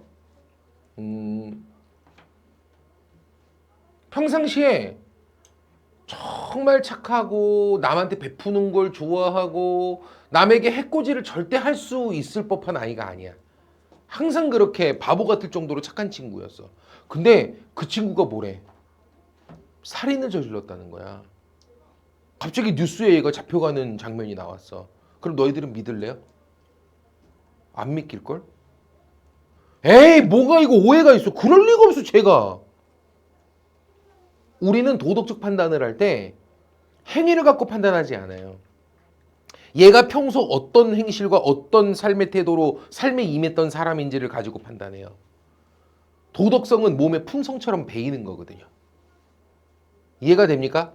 그것이 알고 싶다 이렇게 해서 보다 보면 거기에 보면 억울하게 누명을 썼던 사람들에 대해서 막 추적해가지고 결국 누명을 벗기기도 하고 이런 사례들이 되게 많거든요. 알겠죠? 근데 그걸 보면 탐문을 그렇게 많이 해요. 근데 되게 경찰의 강압적인 수사가 좀 있었던 것 같고 평상시에 그렇지 않았던 사람이 갑자기 범죄로 몰려서 죄인이 됐단 말이지. 근데 이 사람과 관련돼서 그 지역에 돌아다니면서 주변 사람들한테 탐문을 합니다. 그럼 사람들이 다 입을 모아 얘기해요. 자기는 사실 아직도 믿기지가 않는다. 얘는 평소 내가 대학원 때 그런 일을 할 사람이 절대 아니다. 이해됩니까? 다 입을 모아 이고동성 똑같이 얘기합니다. 실제로 나중에 그 사람은 무죄로 나더라고. 죄가 없는데 누명을 썼던 것으로 밝혀지더라고. 이해가 됩니까? 이렇게 도덕성이라고 하는 것은 이성적 판단 능력으로 그렇게 판단되고 선악이 분별되는 게 아니야. 몸에 그렇게 습관처럼 그렇게 배이는 거지. 이해됩니까? 되죠? 그래서 우리는 어떤 행동이 선인지 악인지 분별하는 능력을 이성적으로 기르는 거 이건 중요한 게 아니야. 알겠죠? 어떤 삶의 자세와 어떤 삶의 태도를 가지고 공동체를 임하는 내 주변인들을 대하는 그 태도 속에서 어떤 태도와 어떤 품성의 인간이 되어야 할 것인가 이런 것들을 우리가 그 습관처럼 몸에 배이도록 그렇게 품성처럼 쌓여져 가는 거죠. 알겠습니까? 되나요? 정리된 것 같죠? 선생님은 그렇게 좋아하지 않아요.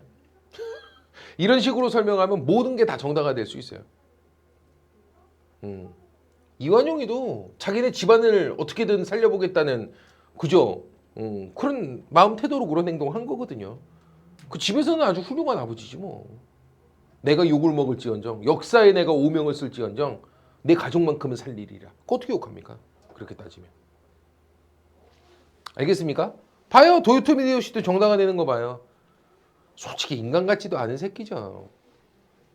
아무리 지네 나라 내부의 어떤 그죠?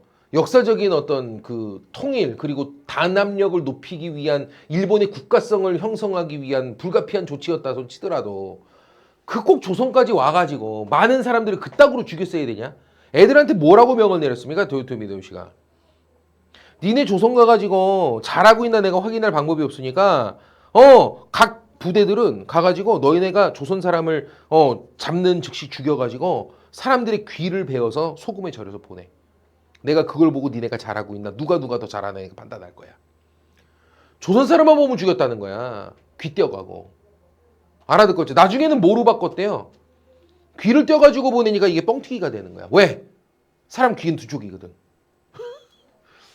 이해가 됩니까? 그러니까 이걸 뻥튀기 할 수 있으니까 나중에 뭘 잘라보내라 그럽니까? 코를 잘라보내라 그러죠. 그 다음부터 코를 다 베갔대. 그래서 일본에 가보면 아직도 코 무덤이 있어요. 알고 있나요? 코 무덤이 있어. 조선인들 코 무덤. 소금에 절여져 보냈던. 조선 인구 3분의 1이 죽었다고 그것 때문에. 근데 일본에서는요. 실제로 일본의 최대 영혼 꼽아라 그러면 도쿠가와 이에야스하고 도요토미 히데요시하고 이런 애들이거든. 알겠죠? 됐습니까? 아직도 영웅이라고 불러요.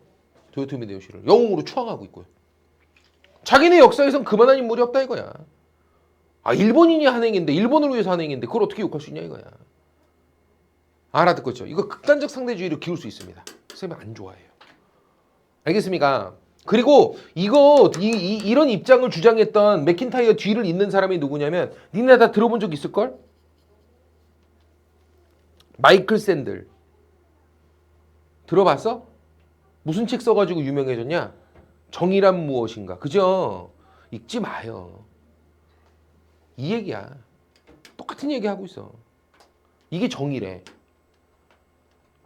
이해되죠? 그럼 각 상황에 따라 다 다른 거야. 이해되죠? 독재자였고 막 이랬던 사람도 그 나라 역사에서 어떤 뭐 역할이 있으면 그리고 그 나라 역사에서 그럴 만한 이유가 있으면 그냥 그 역사에서는 영웅으로 추앙되는 거예요. 내 말 이해됩니까? 세상에 이런 극단적인 상대주의가 어디 있어? 보기 따라 다 다른 거잖아. 일본 입장에서 볼 때 다르고 일본 입장에서 볼 때 이순신 장군은 뭐인 거야? 개새끼인 거죠. 어디서 갑자기 이상한 사람 튀어나와가지고 알겠죠? 혼자 일당백으로 다 물리쳐가지고 자기네한테 상처를 주고 말이야. 근데 조선에서 볼 때는 또 영웅인 거죠. 어느 공동체적 입장으로 보느냐에 따라 다 달라요. 이렇게 되면. 알겠습니까? 중요한 건 선생님이 중학교 때 했던 생각이야. 이런 생각 안 해봤어? 그래도 일본 사람이 자기네 나라를 위해서 하는 행동인데 그걸 우리가 욕할 수가 있나? 각자는 다 공동체 구성원으로서 공동체적 소명의식을 갖고 그 도덕적 특성으로 살아가는 거지 모두는. 알겠죠? 그걸 어떻게 욕할 수 있나? 알겠죠? 누구나 다 해봄직한 생각이야. 뭐 대단한 거라고 그냥 그치? 물고 빨고 하나? 됐고요. 이제 덕일로이적 접근까지 다 봤고요. 도덕과학적 접근에 대해서 한번 보겠습니다. 뭐 본다고? 딴 거 필요 없어. 신경윤리학하고요. 진화윤리학입니다.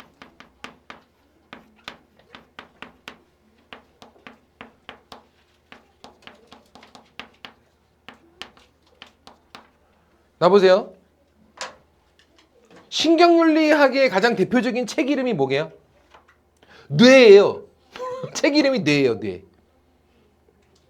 되죠? 나 봐봐. 신경 말 그대로 우리 신경 있죠. 신경. 뭐 1차 신경, 2차 신경 뭐 그죠? 돼요? 뭐 아픔도 신경을 통해 전달되고 하잖아요. 그지? 그리고 인간의 신경에 의한 뇌 반응이 있죠. 이 반응을 분석해 보는 거야. 사람이 이성적 판단을 할 때와 감정적 판단을 할 때, 감정적으로도 우울하거나 슬픈 감정을 느낄 때와 기쁜 감정을 느낄 때 머리의 뇌파 반응이 다를까요? 이거 분석해 보는 거야. 뇌파 분석. 이해가 되죠? 실제로 분석해보니까 어때? 다르더라고. 이성적 판단을 할 때와 감정적 판단을 할 때 뇌가 반응하는 뇌파 구조 반응이 달라. 알겠죠? 이해가 됩니까? 죽음을 대할 때도요. 나하고 되게 간접적인 어떤 죽음의 장면을 볼 때와 진짜 내 가족이나 이런 사람의 죽음을 내가 접하게 될 때 뇌파 구조가 다르대. 반응이 다르대. 이해됩니까? 그러면 이거를 동물도 느낄까? 동물도 이성적 판단과 감정적 판단을 할 수 있을까? 뇌파 분석을 해보면 어때, 동물도? 이해되죠? 해보는 거야. 실제로 해봤다? 쥐 앞에서 자기 형제를 죽였을 때와 그렇지 않은 쥐를 죽였을 때 반응을 본 거야. 달라요.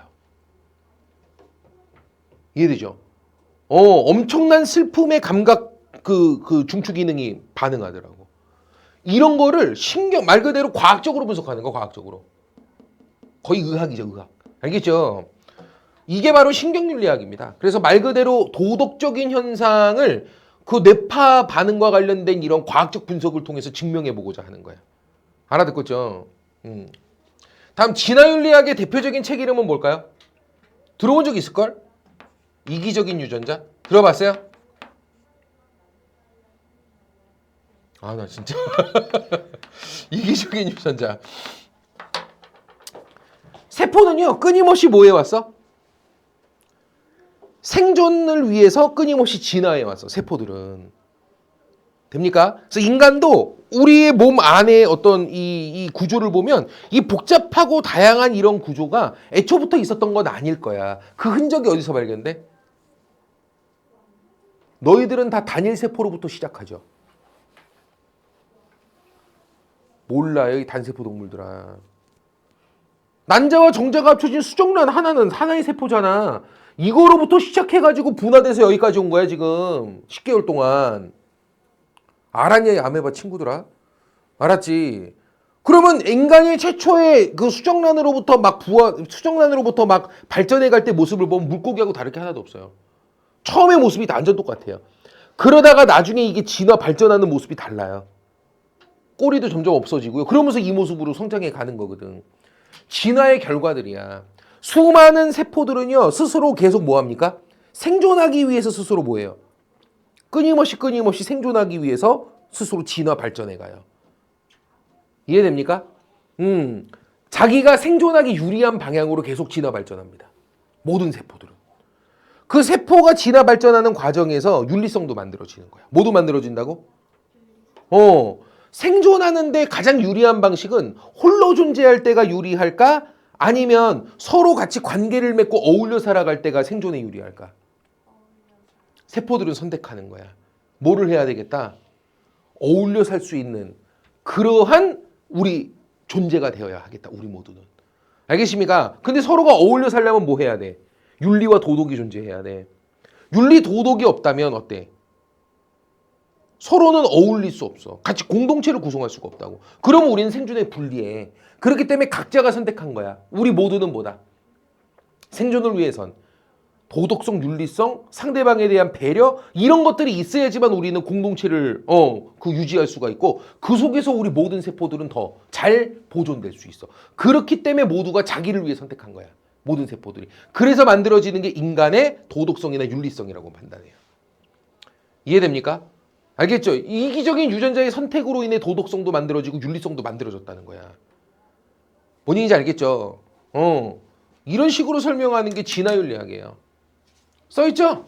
인간의 이타적 행위나 성품 이런 것들은 다 뭐다? 자연적 선택을 통해 진화된 거야. 모든 세포들이 이기적으로 스스로를 지키기 위해서 그렇게 진화하다가 선택해낸 게 이타적 행동이야. 이런 게 있어야지 사회가 구성되고 공동체가 있게 되고 세포들이 존재하기가 생존하기가 더 유리해지거든.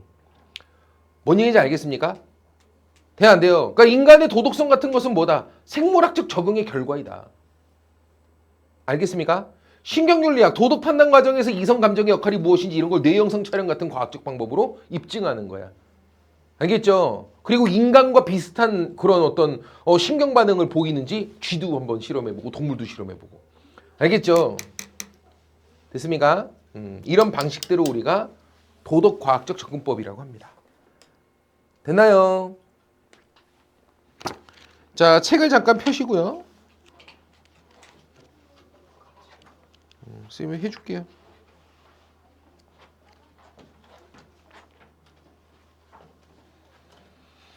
(24페이지)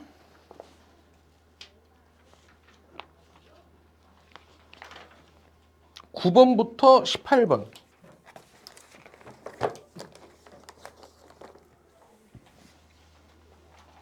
(24페이지) 9번부터 18번 해다 줄게요.